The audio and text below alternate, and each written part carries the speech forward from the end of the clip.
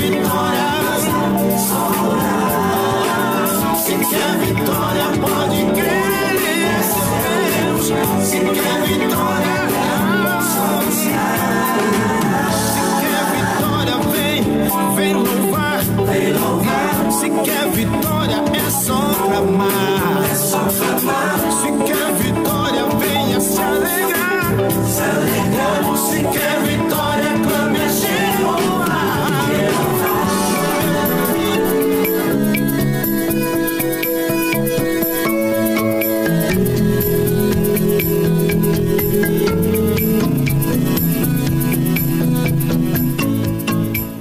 Olá, seja muito bem-vindo à programação do Manda Aqui Online. É com muita alegria que hoje nós começamos um novo programa, o Manda Aqui Social. Eu sou Carlos Gomes, sou um dos pastores auxiliares aqui da UPPC Manda Aqui e com muita alegria vou estar aqui todas as terças-feiras, às 15 horas, para poder falar um pouquinho sobre assistência social, para falar um pouquinho sobre o que a nossa igreja faz, quais são as frentes de trabalho social, que aqui eu gosto de chamar de solidário, porque eu costumo dizer o seguinte, trabalho social os órgãos governamentais fazem, mas não necessariamente eles estão preocupados com pessoas. E nós, da UPPC Manda Aqui, nós do Manda Aqui Social, estamos preocupados com as pessoas, somos solidários à causa das pessoas. Nós queremos que as pessoas estejam bem, não somente socialmente falando, fisicamente falando, mas também espiritualmente falando. E é por isso que nós estamos aqui. E eu quero falar um pouquinho de mim. Para quem não me conhece, eu sou o Carlos Gomes, tenho 57 anos, embora não pareça ter 56, né?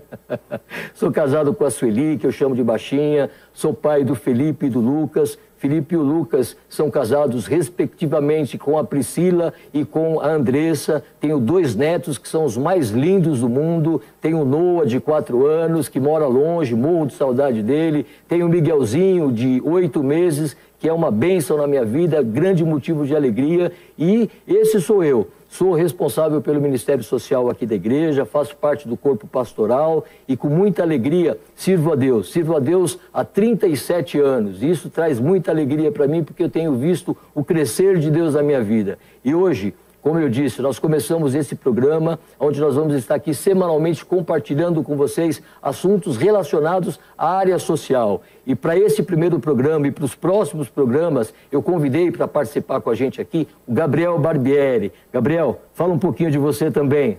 Olá, pastor. Olá, pessoal. Boa tarde. Bom, da minha pessoa aqui, já estou no Manda Aqui já fazem mais de 15 anos, já nem recordo muito bem quando foi que eu comecei. Eu lembro que eu era ainda um jovem, né? Nem hoje tinha barba ainda, né? Hoje já nem tanto. E já passei por diversos ministérios, já fui em diversas áreas de atuantes, inclusive na parte social também. Então é uma grata coincidência, cristocidência. E atualmente estou no Ministério de Torre de Intercessão e aqui com o pastor auxiliando, né? Sou marido da linda Mônica, a mulher mais linda desse mundo. É porque eu esqueci de falar da minha, por isso que ela é mais linda. Então, aproveitei a deixa. E hoje vamos estar aqui falando um pouco sobre o GEAS, né? E também vamos introduzir um pouco do quadro sobre a questão financeira, que é uma coisa muito importante que eu acho que vai ajudar-nos com essa parte aí, que todo mundo tem as dúvidas, né? E acho que é importante. Exatamente. O Manda Aqui Social, ele é como se fosse um guarda-chuva. O Manda Aqui Social, ele tem abaixo dele as frentes sociais aqui da igreja. A primeira frente social da igreja é o Instituto José Sampaio da Silva. O Instituto, ele existe há mais de 30 anos. Ele é presidido pelo Rui e pela Rosália, que são irmãos que estão aqui conosco na igreja há muitos anos. Eu digo conosco há muitos anos, porque quando eu cheguei aqui há 15 anos, eles já estavam há pelo menos uns 15. E eles têm feito com maestria esse trabalho. Não vou falar mais sobre o Instituto, porque eu quero deixar esse gostinho de quero mais. O próprio Rui vai estar aqui em um dos próximos programas, falando exatamente o que o Instituto José Sampaio da Silva faz. Aí você pode perguntar, pastor, por que o Instituto leva esse nome, José Sampaio da Silva? José Sampaio da Silva foi o pastor fundador da nossa igreja do Manda Aqui. Antes do pastor Joel, o pastor José Sampaio da Silva foi quem iniciou o trabalho aqui no Manda Aqui. E esse instituto, por esse motivo, leva o nome dele. Uma outra frente social do Manda Aqui Social é o GEAS. Esse acróstico GEAS significa Grupo de Evangelismo e Ação Solidária. Não é ação social, é ação solidária. Por que não é ação social, pastor? Por quê? Porque a prefeitura faz ação social. E aí eu te pergunto, ela está preocupada com a vida das pessoas? Ela está preocupada em levar as pessoas a viver na eternidade? Não está, porque esse não é o papel dela. Esse é o papel da igreja, esse é o nosso papel. Então o GEAS, ele nasceu há 8 anos atrás, no inverno de 2013, baseado numa necessidade. Naquele dia, eu sou um profissional de vendas, eu trabalho na rua e eu ando de moto. E naquele dia em que o Espírito Santo falou comigo, estava muito frio, inverno, estava muito frio e chovia muito. Eu me lembro que eu cheguei em casa pouco molhado, com bastante frio. Quando eu entrei no conforto da minha casa, o Espírito Santo falou ao meu coração, você chegou em casa e as pessoas que estão lá fora. E a partir daí, para vocês terem uma ideia, quando Deus está no negócio, em 3 ou 4 dias nós conseguimos arrecadar, Gabriel, 310 cobertores. Nossa. Nós saímos naquele final de semana para fazer a entrega desses cobertores e um irmão nosso que faz isso tudo aqui acontecer também, que não está aparecendo, que é o presbítero Paulo Guimarães, que está ali na técnica, ele estava conosco no início do trabalho do GEAS. O início do trabalho do GEAS foi marcado por uma situação muito triste, muito triste. O presbítero Paulo Guimarães, naquela época, com a gente ali na rua, na Cruzeiro do Sul, embaixo do metrô, ele se dirigiu a uma pessoa que estava deitada e coberta com um cobertor. E quando o Paulo Guimarães foi colocar um cobertor a mais sobre essa pessoa, um policial militar que estava do outro lado da rua disse o seguinte, olha, não precisa colocar sobre essa pessoa, porque ele não precisa mais de cobertor. Ou seja, aquela pessoa tinha morrido de frio. Aquela pessoa tinha morrido nas ruas. Gabriel, nós não sabemos se aquela pessoa morreu com Cristo ou sem Cristo. E o papel do GEAS não foi só, e não é só levar o cobertor para a pessoa, mas o cobertor, na verdade, ele é um instrumento para que a gente tenha uma proximidade e para que a gente possa falar do amor de Deus para essa pessoa. O trabalho do GEAS, ele começou de forma despretensiosa para nós. Eu tenho certeza que o Espírito Santo já tinha aquilo planejado, eu tenho certeza que aquilo já estava no coração de Deus e desceu ao meu coração. Eu fui uma das pessoas escolhidas por Deus para fazer alguma coisa. E eu atendi ao chamado do Senhor. E isso é resultado de muita alegria, é resultado de muitas bênçãos na minha vida. Por quê? Porque eu experimento constantemente aquilo que Jesus falou. É muito melhor dar do que receber. Então, o GEAS nasceu sob essa perspectiva de fazer um evangelismo de forma prática, de fazer o evangelismo mostrando o amor de Deus para as pessoas de forma prática, seguindo o exemplo, sem saber, de Agostinho ou de Francisco de Assis. Eu sempre confundo os dois, tá? Você depois me corrija. Mas ele diz o seguinte, pregue o evangelho de todas as formas, Gabriel. Se for preciso, use palavras. Então foi exatamente assim que o GEAS começou a trabalhar, pregando o amor de Deus através de atitudes, levando primeiro o cobertor, depois a sopa, depois o almoço, depois trazendo as pessoas para a igreja para cuidar da higiene pessoal delas, cortando o cabelo, dando banho, oferecendo roupas novas, e assim começou o GEAS. E o GEAS, ele tem, ano após ano, recebido acréscimos de irmãos que vêm colaborar com a gente, acréscimos de irmãos que têm habilidades diferentes, irmãos que têm dons diferentes, que vêm somar a esse trabalho. Sim. Então, o GEAS, ele é o segundo braço social da Igreja O Brasil para Cristo no Mandaqui. Isso que você falou é muito interessante de ser algo além da parte social, né? Porque a gente vê, por exemplo, nós fazíamos essa parte também antes do GEAS, que tinha um outro ministério, nós vemos muitas pessoas fazendo a parte de entregar. Sim. Por exemplo, uma vez que eu vi um pai trazendo um filho e falando, filho, vamos entregar ali. Ele entregou, não falou nada, deixou no chão e foi embora e falou, isso aí, vamos só levar a comida para eles. E aí a gente vê várias pessoas fazendo isso, trabalho de só dar, só entregar, tal. E poucos, na época a gente só lembra da gente que parava, sentava, que nem vocês devem fazer. Sim. Conversava, sim, procurava saber por que aquela pessoa estava ali, se de repente ela tinha uma família, ou se ela conhecia Cristo, né? E aí tinha abertura para um relacionamento, para abertura. A gente chegava depois nos lugares, sabia os nomes, sim, né, das pessoas, exatamente, perguntava. Então é um relacionamento e é dar essa abertura para a pessoa chegar a Cristo, né? Exatamente. Então é um trabalho que eu lembro que na época uma das pessoas, um casal, que depois veio na igreja e tinha saído das ruas. Olha só. Então são frutos que a gente Além da comida, né? É Com uma certeza. coisa que mudou a vida, né? Com então, certeza. glória a Deus. Com certeza. Muito importante. A comida, ou o agasalho, ou o cobertor que a gente leva, ele é só um instrumento. Ele é um pretexto para que a gente possa se aproximar da pessoa e falar do amor de Deus. É óbvio que a gente está preocupado, sim, em atender a necessidade física das pessoas. Porque Jesus, ele não se preocupou somente em atender a necessidade espiritual. Jesus não se preocupou somente em garantir a salvação através da sua própria morte. Quando Jesus, no Sermão do Monte, quando Jesus, pregando para muitas pessoas, antes de despedir, ele fala para os discípulos, olha, eles não podem sair daqui sem comer, porque senão eles vão perecer no caminho. Jesus se preocupava em alimentar as pessoas. E óbvio que nós temos essa preocupação também. Mas a nossa maior preocupação é apontar Cristo para essas pessoas, para que elas façam uma decisão por Cristo, porque nós não sabemos o que vai acontecer. A pessoa vive numa situação de rua, às vezes numa situação de violência. Então, nós precisamos garantir uma coisa, que a palavra de Deus seja pregada para ela de alguma forma. Porque, sabe, Gabriel, durante muito tempo, eu me cobrava muito por não ver muitos resultados. Sim. E esse final de semana, na pregação, o pastor Joel pregando falou, eu me lembrei exatamente disso. Eu me cobrava muito, porque eu achava que, por mim, através de mim, eu deveria ver o processo acontecendo. A pessoa aceitando a mão, levantando a mão, aceitando Jesus, vindo para a igreja, sendo discipulada, sendo batizada, entrando em ministério, dando frutos. Isso não acontecia, eu meio que me cobrava. Até que um dia eu me lembrei da palavra de Romanos 10, que fala que nós temos que pregar o Evangelho. A nossa responsabilidade é pregar. Quem convence é o Espírito Santo. Exato. Então, isso tem sido motivo de grande alegria. Por quê? Porque nós temos visto frutos na vida das pessoas através de uma entrega que nós fazemos, né? E o trabalho do GEAS, ele tem também uma conotação de mostrar, vou te dar um exemplo, mostrar a realidade para aqueles que estão cegos para a realidade. Pastor, como que é isso? Nós temos aqui na igreja casais que às vezes me procuram e falam, pastor, eu gostaria que o meu filho, que a minha filha fosse participar de uma ação do GES, para que eles conhecessem a realidade, para que eles não ficassem chorando porque não ganharam aquele celular que eles queriam, para que eles conheçam a realidade. Então tem esse papel também de apresentar a realidade.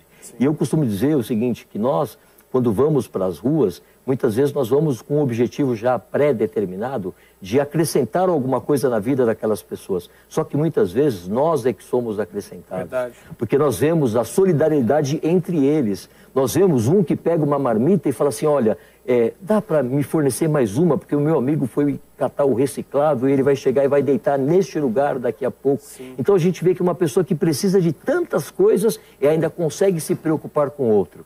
E a gente olha para pessoas que a gente conhece que tem tanto e não se preocupa com ninguém. Verdade. Então são grandes lições de vida que a gente tem, né? Verdade. E cronologicamente falando, nosso terceiro braço social é o SAM. O acróstico SAM significa Serviço de Assistência Ministerial. O SAM, ele é conduzido brilhantemente lá também pelo presbítero Rediane e pela Vanessa, sua esposa, e o trabalho que o SAM faz, ele está focado na comunidade, né? Certo. Pouco se tem da igreja propriamente dentro do SAM, ele é mais focado na comunidade. Então o SAM oferece cursos, oferece, não vou falar o que o SAM oferece, porque o presbítero Rediane, ele vai estar aqui com esse propósito de apresentar o trabalho do SAM. Então, o nosso compromisso hoje aqui é de apresentar aquilo que o Manda Aqui Social faz. É óbvio que assim, isso é o começo, tem muita coisa ligada ao social.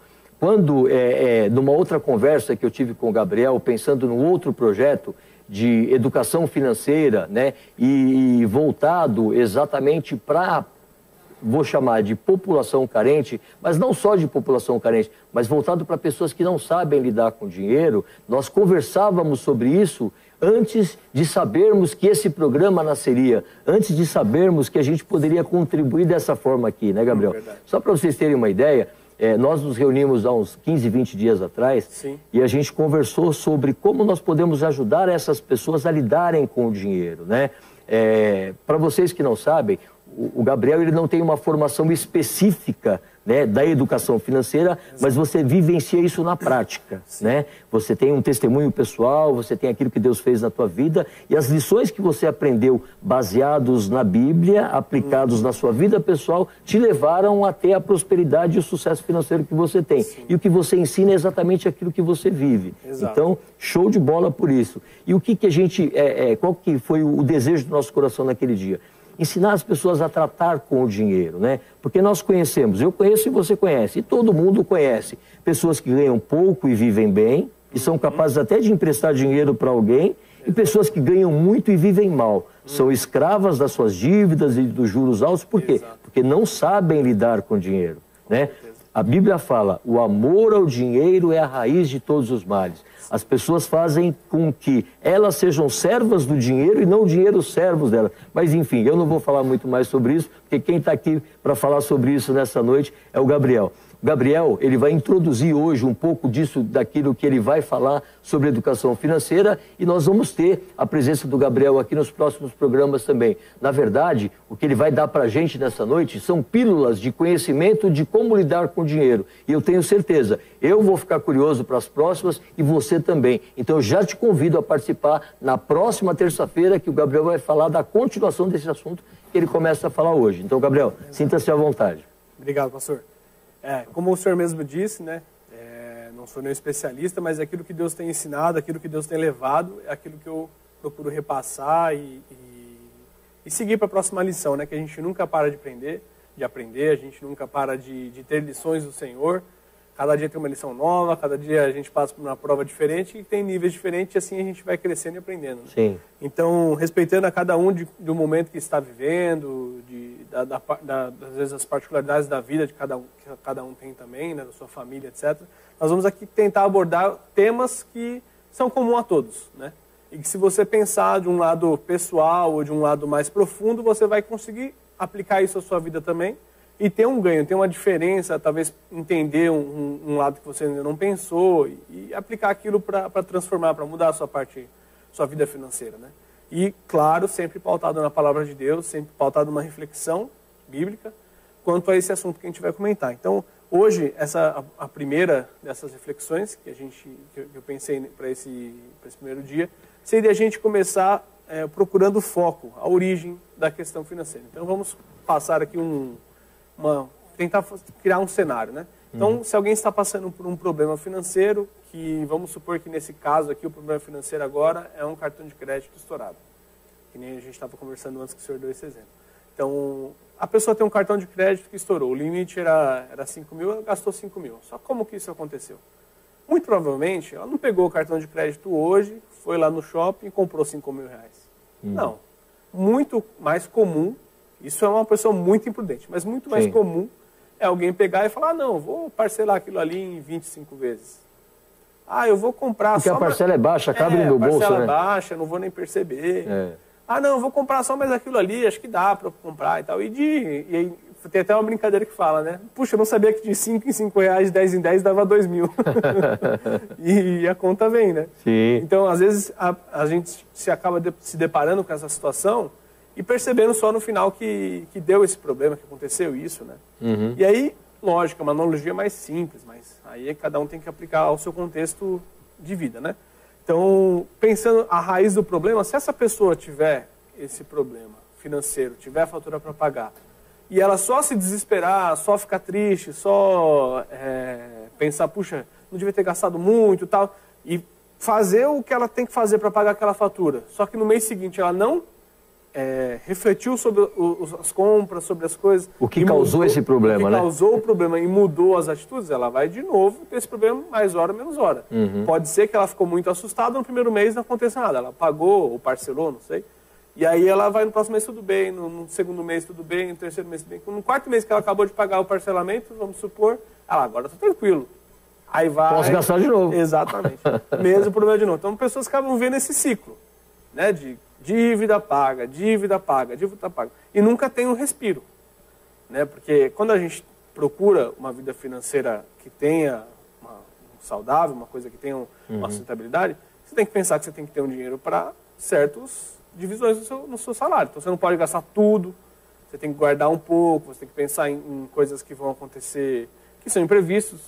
As coisas que acontecem na nossa vida não espera para saber se você tem dinheiro ou não. Sim. Simplesmente acontece. Um cano na sua casa vai estourar, ele vai estourar. E não quer saber se naquele mês você tinha dinheiro ou não. Então essas coisas a gente tem que planejar, né? Devido às proporções de cada salário, às condições, cada um tem como eu falei, né? Tem um contexto de vida. E tudo isso tem que ser pensado. Não é simples, não uma forma que cada um tem que se encaixar ali, mas tem que ser adaptado para cada vida e para cada situação, né? Sim. Mas o importante de tudo isso, o cerne da questão, né, o âmago da questão, é a gente chegar às origens do problema. Então, outro exemplo bobo. Por exemplo, você tem na sua casa, estava tudo bem e tal, você descontrolou das contas, e aí você tem vários serviços de streaming. Hoje tem sei lá quantos. E aí você tem serviço de streaming, mas você tem também a Vivo, a NET. Ô, Gabriel, uma pergunta. O que é streaming? Ah, sim. Streaming são os pacotes que você compra na internet para você assistir filmes, para você assistir séries, para você assistir, talvez, desenhos, né? Tem vários tipos de pacotes. Então, Legal. esses pacotes são como se fosse a nossa TV antiga a cabo, só que hoje você tem no computador, com as Smart TV, você consegue ver na sua televisão aquela programação, ou no computador, ou no celular. Então é muito comum, só que esses serviços têm uma característica de ser um pouco mais barato. Sim. E aí as pessoas acham, R$20, R$15, R$10, não vai fazer diferença. Só que aí, atrelado a isso, a pessoa tem também uma TV a cabo, aí ela não quer cancelar a TV a cabo, porque ela, eu vou usar a TV a cabo, né? Mas nunca usa, só está assistindo as séries que ela vê. Então, esses fatores que a gente tem que ir começar a analisar nas contas, né? Ver o que é supérfluo. Quando você tem um problema financeiro, não é segredo para ninguém, você tem que cortar gastos, né? Para cortar gastos, você tem que começar pelas coisas supérfluas. Você não vai cortar o arroz e feijão, senão você vai morrer de fome. Então, sempre essa análise de onde você está começando o problema, onde você pode cortar, o que você pode fazer para diminuir esses valores, e aí você conseguir ter um fôlego ou conseguir quitar as dívidas, é o começo de tudo. Então, nesse propósito de hoje, é fazer você refletir. Pensar, o que você hoje pode... Você acha que precisa. Porque às vezes a gente acha que precisa das coisas e, na real, você nem precisa. Na real, você só está acostumado com aquilo. É mais fácil você manter a net do que cancelar. Cancelar dá um trabalho, né? Dá. É muita canseira, né? Desliga na sua cara umas 3 vezes. É meio chato. Mas, cara, é a melhor coisa que você tem que fazer para você conseguir ter uma saúde financeira, né? Então, trazer isso para o papel é importante isso também, tá? A gente se engana achando que, eu pensei aqui agora, tá de boa, vou fazer isso aqui, vou seguir esse caminho que eu pensei aqui. Não, coloca no papel. Porque se você coloca no papel, você vai manter aquele objetivo, você vai entender, vai montar o raciocínio e tal, vai pensar direito, não vai só tomar uma decisão sem pensar direito. Você pode cancelar uma coisa que é necessária para você. Por exemplo, você trabalha de casa, cancelar a internet, não dá. Não tem como, né? Então tem que pensar direito, tem que colocar no papel e ver as suas prioridades, o que você entende como importante para sua família, né? E aí, com isso, escrever. Para você lembrar daquilo, você olhar aquilo, entender aquilo, e quando você for fazer de novo, cair naquele problema, por exemplo, com cartão de crédito, comprar alguma coisa, você vai lá e olha, não, meu objetivo é esse, vou voltar aqui e vou manter isso, né? Entendi. Então, essa proposta é isso. Aí, um versículo que o senhor quer falar? Sim, eu queria fazer uma pergunta. Aquele princípio que muitos que falam de educação financeira propagam, se ele realmente é verdadeiro. Antes de eu comprar uma coisa, diz que eu tenho que fazer pelo menos 3 perguntinhas, né? Eu quero, de fato, aquilo? Eu preciso daquilo? Eu posso comprar aquilo? Isso funciona para eu dar uma regrada nas minhas finanças? Não, com certeza funciona. E uma coisa que acho que poucos param para pensar, que todo tipo de gasto, hoje em dia, você tem do R$1 a R$1 milhão. Se você quiser, por exemplo, eu vou andar de bicicleta. Você tem a bicicleta de R$300 a de 15 mil, e sei lá quanto mais, né? Sim. Tudo que você vai fazer. Existe um mercado, uma gama de produtos para tudo que você for fazer. Se você quiser brincar de bote, vai ter a bola. Então, tudo isso a gente tem que avaliar. Por exemplo, eu quis colocar meus filhos na natação. Fui comprar o óculos. Rapaz, tinha óculos para criança lá de R$300. Falei, meu Deus, meu filho não sabe nem nadar. Vai mal usar o óculos, eu vou comprar um óculos de R$300? Não tem como, né? Compro mais barato. Nem faz diferença, né? Então, essas coisas que a gente tem que avaliar. Por que a gente está comprando? Para quê? Se eu preciso mesmo? Sim. Se aquilo realmente é importante naquele momento, que às vezes a gente tem o sentimento de importância porque a gente quer, porque a gente acha legal aquilo naquele momento. Mas, na real, você não precisa daquilo. Precisa daquilo, né? Você não vai ter problema se você não ter aquilo, sabe? Sim. Na verdade, você vai ter problema se você tiver. Então, essa avaliação disso que você comentou é muito importante e faz a gente refletir mesmo, né? Sim, sim. Pensar e sair do consumismo. Viu? Com certeza. Porque tem aquilo que o pastor até brincou no culto, né? Você vai num lugar e tá assim, promoção. Vou comprar. De 90 por 70. Aí você fala, nossa, muito boa essa promoção. Vou comprar você não 2. precisa. Não precisa, é verdade. Então, faz aquele do Júlio, né, da série, é mais barato, você não compra. Exatamente, olha, se eu não comprar, o desconto é maior. Exatamente. Essa é a forma que eu gosto. Exatamente. Então, essa avaliação é muito importante e a gente segue isso para tudo, né? Tudo para nossa vida. Tá, deixa eu só te falar uma última coisa, antes de você falar da palavra de Deus, né, associada a isso que a gente está falando. O devedor, confesso, né, aquele que se enrolou no cartão de crédito mesmo, existe um momento, porque assim, o momento, enquanto ele ainda tem limite, que está passando o cartão, ele não está pensando naquilo, que é o que você falou. 25 parcelas, cabe no meu bolso, fica baratinho, né? Então isso, porque assim, o dinheiro de plástico é muito perigoso. Sim. Se você tem R$1.000 no bolso, você sai comprando, você percebe que as notas estão diminuindo. Exato. Isso te leva automaticamente a conter os seus gastos. Sim. O cartão de crédito não é assim. Então você precisa saber lidar com ele, né? Então imagina que aquele que se enrolou no cartão de crédito, ele já viu que não tem mais jeito, porque um dia ele foi passar e disse que não tinha saldo. Ele fala, meu Deus do céu, e agora como é que eu vou fazer? O arrependimento dele pelas compras feitas irresponsavelmente, a promessa interior que ele faz de que ele vai fazer diferente, isso por si só resolve o problema? Não tem como. O cartão, a empresa de cartão não está pensando se ele está bem ou não com aquilo. Se ele está arrependido ou não. Exatamente. Então, que nem o senhor falou, se ele fizer ainda é pior, se fizer 20 parcelas de 25, são 25 meses no cartão estourado que não tem mais solução. Então, é muito bom pensar, né, avaliar antes de chegar nesse processo. Porque aí depois que chegou, é mais interessante, em vez de deixar de pagar o cartão que os juros é exorbitante, é mais interessante talvez pegar um empréstimo para conseguir quitar o cartão do que deixar o cartão não pagar o mínimo. O mínimo você só paga os juros. Então, essas coisas a gente também vai abordar nos próximos, mas é uma coisa que tem que ser avaliada, né? Não pode, depois eu vejo. Estourou o cartão, puxa, não sei o que fazer agora, deu um desespero aqui, fiquei com medo, depois eu vejo. Só tá não vai adiantar nada, né? E vai piorar, né? Porque os juros vêm, é juros sobre juros, e aí... Então, ou seja, né, quando a pessoa cai em si, ela identifica onde ela errou, ela tem que ter uma atitude prática. Exato. Né, na direção de resolver isso, né? Exato.